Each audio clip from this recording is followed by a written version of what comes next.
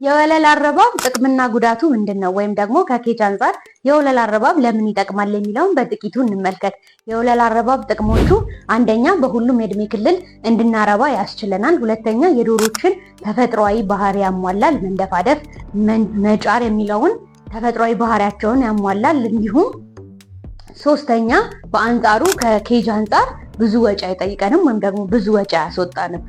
ሌላው ጉዳታቸው ምንድነው? እነዚህ የወለል አረባቦች ጉዳታቸው ምንድነው ብለን ስናስብ አንደኛ እንቁላል በተወሰነ መልኩ እንቁላል ሰብሮ መጠጣትን ሊኖር ይችላል በወለል አረባብ ጊዜ። እንዲሁም ደግሞ ከኬጅ አረባብ አንፃር ወደ ወለል አረባብ በምናይበት ጊዜ ፈጣን የበሽታ ስርጭት ሊኖር ይችላል። እንዲሁም ደግሞ የመኖ ብክለትና ብክነት እንዲኖር ያደርጋል። በኬጅ ጊዜ የመኖ ብክለትና ብክነትን ይቀንሳል። እንዲሁም ደግሞ በወለል አረባብ ጊዜ ግን የመኖ ብክነትና ብክለት ሊኖር ይችላል።